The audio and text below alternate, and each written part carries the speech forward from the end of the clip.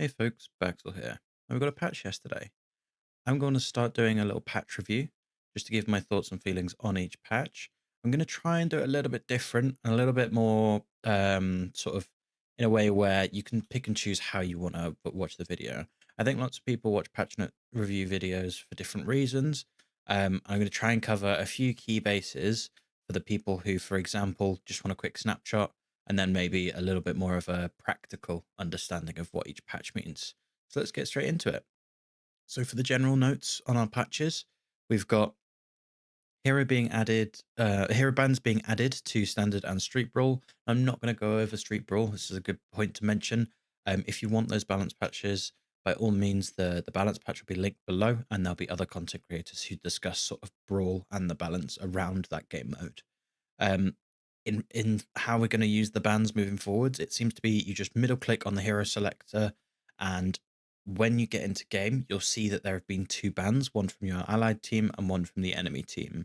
Now, the way it seems to be working is all six of you on your team will select the heroes that you want banned, and then it'll pick based on that. So if there's a favor towards, for example, banning viscous, then it's probably more likely that viscous is going to be banned.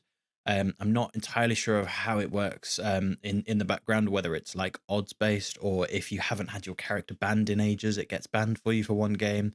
No idea, but that seems to be how it's working at the moment. And I would imagine that more heroes get added to the amount that are being banned once the hero pool of the game increases, as they specified. They're just doing 2 total bans for now.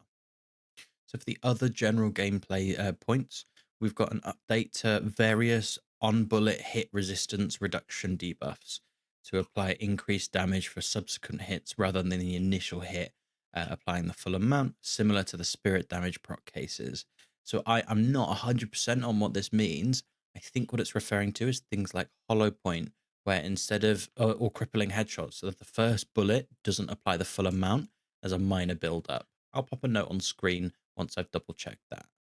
Now, if you're in a party of 3 or more, you'll need to select an extra hero so that it gives you, basically, this sounds like less opportunity of cheesing.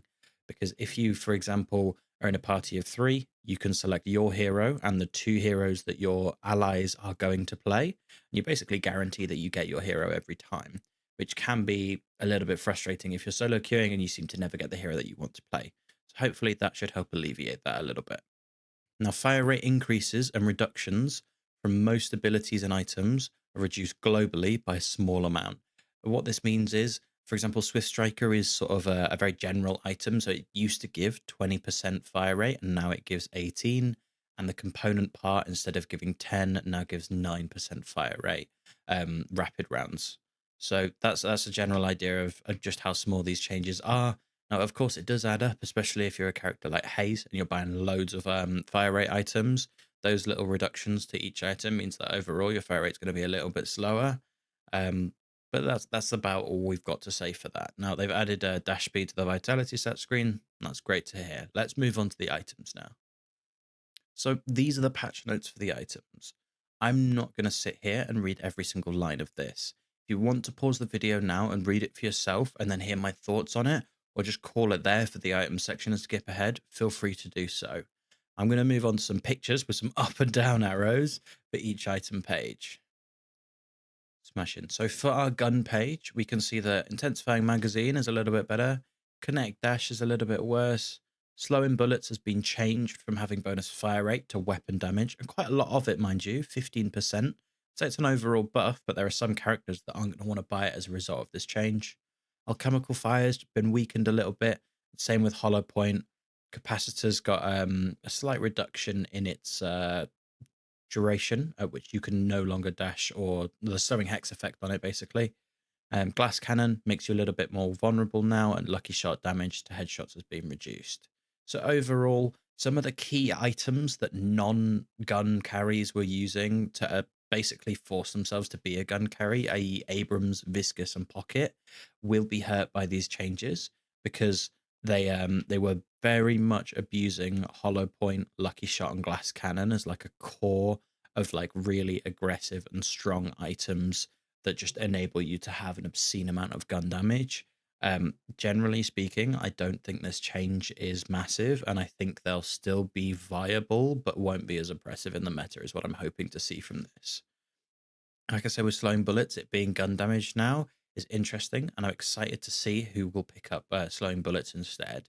They have also reduced the dash distance further, so once you've got the full slowing bullets applied to you, you're going to struggle to dash more so than you did previously. So for vitality, quite a few changes.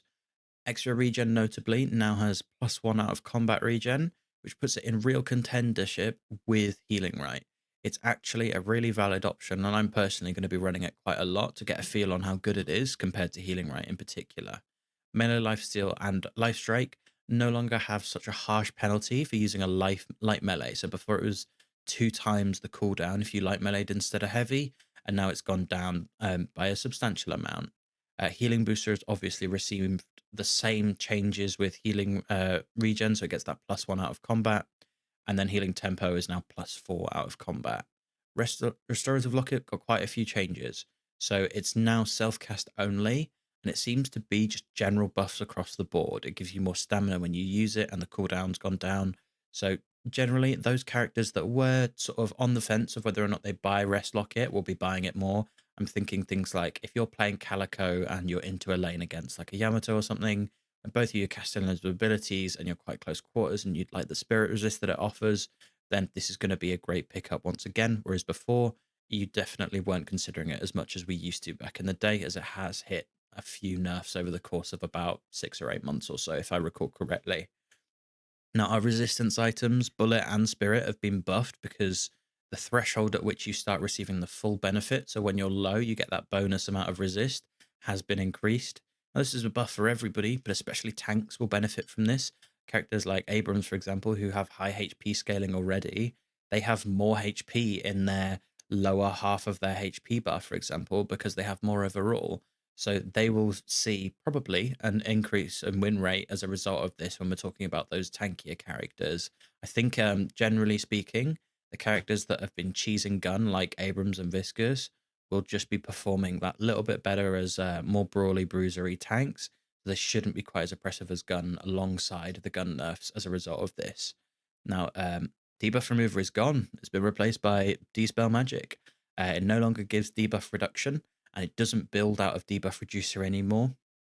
For me personally, this is a bit of a stinger, but to be honest, Spellbreaker now builds out of debuff reducer, and I think Spellbreaker is often a very great buy.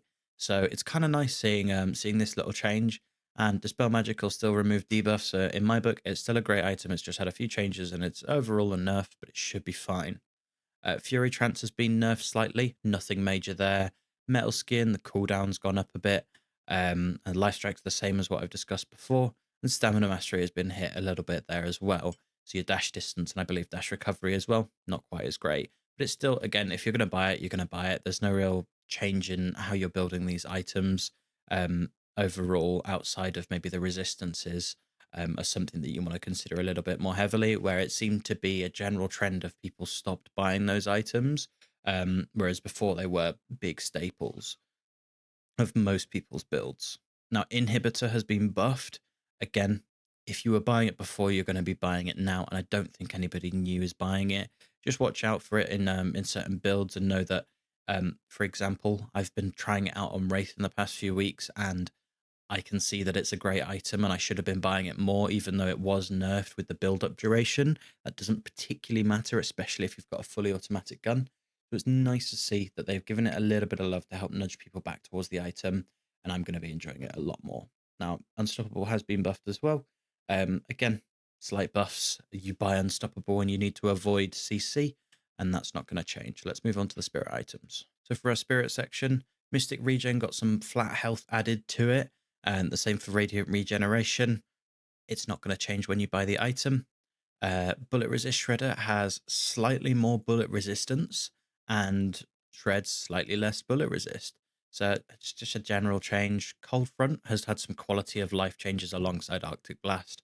So the spread out duration is a little bit longer, and the vertical height of it is increased. So think, for example, Lash can cast Cold Front and then slam, and it's just going to make the cold front applying a little bit more reliable thanks to that verticality that it's been added.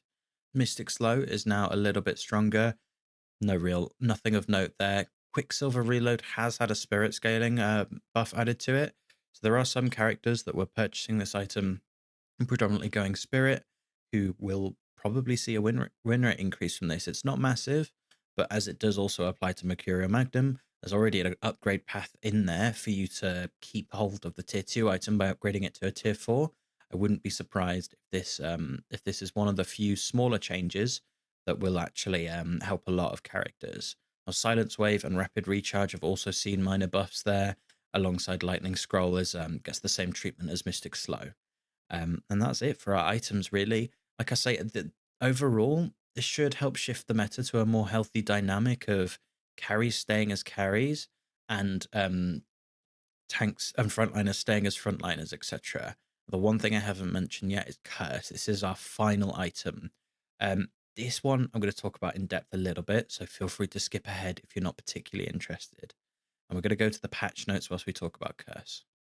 So for Curse, been renamed to Curse Relic. It no longer grants bonus weapon damage, and while holding the item, you have a minus 8% damage penalty.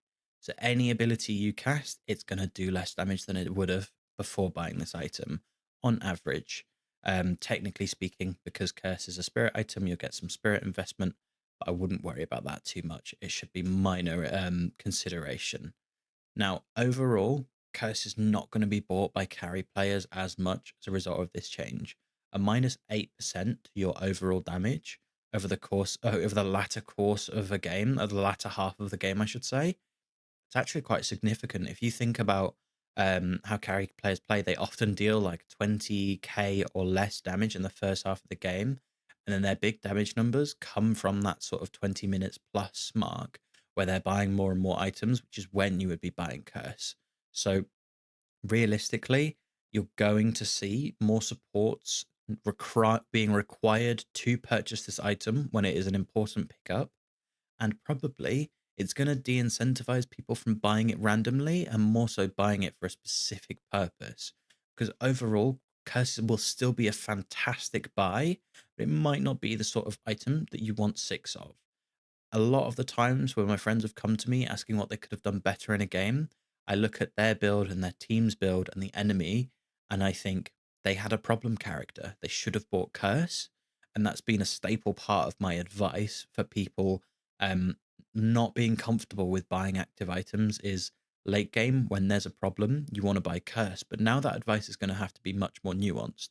This item will no longer be something that you can just buy thought free. It's actually something that you have to consider the fact that you need to rely on other members of your team when you're buying this, and it caters it more towards the support role. So I'm really happy with this change, and I hope it is an overall positive once we see how it plays out in a little while. So for the hero changes, I'm going to keep this as quick as I can. For Abrams, it's just a general nerf towards gun and a slight buff towards spirit. Spirit was already all right, so this is really nice to see, and he's got some collision changes as well with his ultimate, hopefully improve it. Now, bebop's been changed quite a bit, so we'll talk about every point here. The uppercut is no longer giving you ammo, and instead it's giving you some health. This should hopefully fix how unhealthy bebop is for the game when it comes to the fact that he can basically pull you in and do all the damage to kill you. He's like a pick hero and a damage dealer at the same time, and personally, I do think that's problematic for the game. So I am glad to see that they're trying to address this by removing some of his sort of damage utility, i.e., at any point he can hook you and get a full magazine to shoot you with. He's fixed some bugs with sticky bomb tooltip, so that's nice. And sticky bomb stacks are now diminishing after 60 hits and 7 kills. So that hard spirit scaling that you're seeing occasionally in your games, where they buy things like witchmail and just sort of run at your team and constantly spam their bombs. Hopefully that should drop down a little bit now.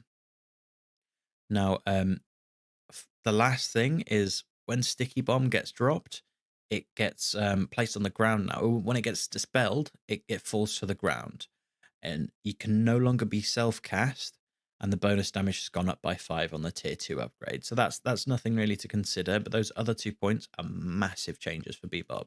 I am interested to see how range affects this, though, as I imagine In terms of the range of a bebop bomb, if it's dropped, you still have to dash out of it like quite a distance. It's not a small AoE to be by any means. So I'm glad to see nerfs coming towards bebop, and I hope they are healthy nerfs for him to have. For Billy, it's just a numbers change. It's overall a nerf in my opinion, but his chain gang, his ultimate, is being reduced, so he will in fact have more ultimates in team fights, which is nice to see, as he feels like a very team fight focused character and shouldn't be abusing, for example, being permanently on the side lane and getting really fed, which is what these number tweaks also lean towards, in my opinion. Lastly, Chain Gang will go on full cooldown after it's been interrupted. This is in line with things like Warden Ultimate. It seems to be the best way to balance things is if you've got a channel time and you get interrupted, that's because you didn't channel it in the right time, and you shouldn't be able to freely just cast whenever you want. You should be tactical about how you use your ultimates. So this is nice to see. For Drifter, it's an overall buff. There's a few number changes on screen. Nothing really worth mentioning. Similar to Billy, his ultimate cooldown is going down a little bit, and this is another great teamfight ultimate. So I would expect to see some more Drifters, especially in higher relo, where that ultimate can be a massive tide shifter as you're disorganizing the team and creating a lot of chaos with which your team can capitalize on. Great Talon's getting a few buffs that I wasn't quite happy with, to be honest. I think Great Talon was in an alright spot where his arrows did a lot of damage and his owl was good util, and he had curse traps readily available to provide some area denial as well. But the lifetime's going up on those, the damage on the scaling for his birds going up, and the cooldowns going down alongside his rain of arrows speed being increased, so he's not quite as stationary in the air. Seems like an all-around win for Great Talon, and hopefully he doesn't become a monster off this. This change to Ivy was long overdue, in my opinion. Really nice quality of life whereby you can't immediately cancel the ultimate when you get picked up. So it should help us go, oh, I'm being carried by Ivy. Let me take my hand off the space bar or your cancel button. Alongside Ivy no longer having reduced melee damage. This was from a long time ago when Ivy could reliably land a lot of melees from their stone form, i.e. like a heavy melee once you get the stun duration. It's no longer really relevant, and I'm glad to see that it's been removed. Overall buffs for Kelvin, these are just number changes again. He'll be a bit stronger. Let's move on. Lash is getting some well-needed fixes with his ground strike, and overall, these will be nerfs as he's getting less rotation on the ground strike to 90 degrees, whereas before he could basically just spin around in the air whilst he was ground striking to get the perfect angle. He's got to be a little bit more thoughtful with it now. And the grapple cooldown reduction from -19 to -17 means he has to be more thoughtful when he goes into the air as well, alongside some flog spirit scaling reduced, which is nice to see because the flog damage was a little bit crazy late game. I'm really happy to see these changes, and to be honest, I think Lash mains will be too. Being able to reliably land your ground slam is a massive bonus, especially when I've heard a lot of Lashes crash out about the fact that their damage didn't go through. That's awesome to see. Big nerfs to Mina. We love to see this. The -2 stamina on the tier 3 love bites was absolutely insane in my opinion, and I'm so pleased to see that they've reverted it back to -1. Love bites damage going down overall, a rake healing going down. Good stuff. I'm glad to see that Mina's trying to be reined in again. In my opinion, and a fair few other high-elo players' opinions, generally speaking, Mina was fine on release, and the buffs that she got initially were not needed. So to be honest, I think most people would agree that her going back to her state in release would be really nice, i.e. the cooldown on her 2 was fine where it was, and the massive cooldown reduction you got from maxing it out that's now been nerfed, admittedly, but it was just an unnecessary change to accommodate for maybe just the player base, like learning her a little bit slower, given just how challenging Mina can be to play. So overall, happy to see the nerfs. I wouldn't be surprised if she got some smaller nerfs next time as well. Just a small numbers change for Paige. Same again for Shiv. It just means the immediate damage you get hit with from the knife is a little bit lower. And a nice reduction of scaling for the Aura of Suffering for Victor. Realistically, Victor scales really well regardless of this change. I'm sure he'll still be a problem, especially in lower elos where people are allowed to farm more reliably. But generally speaking, I think he'll still be quite strong. Viscous isn't going to be a massive threat anymore when it comes to gun. Like Abrams, it seems to be just the general numbers tweak, He's also got some spirit scaling added back to his abilities, and his puddle punch displacement duration down a little bit. His tier 3 cube no longer removing old debuffs. Should have been the case in the first place, in my opinion. It being literally the equivalent of a tier 4 item was quite insane. Now, to be honest, I was quite surprised to see these changes to Viper. Initially, I thought they could be nerfs with the damage being reduced overall for the lethal venom, but then it being easier to get for the max damage seemed like a fair enough change. But with the other buffs overall, I wouldn't be surprised if Viper's really strong, and definitely something to keep an eye on moving forwards. Now, it seems only fair with Abrams and Viscous getting the gun scaling reduction that Warden gets it too. Yes, he is a carry specifically, but he does have crazy gun damage in the late game once you've purchased items like glass cannon, which now, of course, have been nerfed, but it's nice to see that they are sort of mindful of the fact that Warden may have been a touch too strong in the same sort of vein as Abrams and Viscous and Pocket. Now, the last changes we're seeing is Vindicta. The stake tether length no longer increases when capture radius increases. What this basically means is they're kind of re-adding the being pulled back in mechanic that was removed a little while ago, but only once you increase the range of your tether with items. The assassinate for Vindicta now gives weapon damage. This means that hybrid is the way again. She's no longer incentivized to go full spirit and just land nuclear snipes. She has an incentive to get some gun items and start dealing the damage to set up the kills instead of just looking for the picks. Now, with tier 3 assassinate now provides 4% weapon damage per kill, retroactive. I believe what retroactive means here is that if you have 5 kills already, then you're going to get all of those bonus 4% added once you upgrade it. Generally speaking, I think Vindicta is going to be really scary, especially with some of the items like slowing bullets, really setting her up to be able to just nuke people in the sky. I'm kind of hesitant to say that this is something that I'm excited to see, but I am a little bit because it should be fun. Thanks for watching, folks. As always, I hope you have a good day. Now, in regards to my general thoughts on the patch, this feels like a step in the right direction. Definitely some things that I don't personally agree with, but that's always going to be the way. The one thing I was quite surprised to see is no reduction in Pocket's gun scaling alongside Abrams and Viscous, as those three seem to be the problem area when it comes to sort of characters that didn't really seem to be designed to be played full gun, going full gun. But hopefully the nerfs to the items will be enough, and I'll catch you in the next one.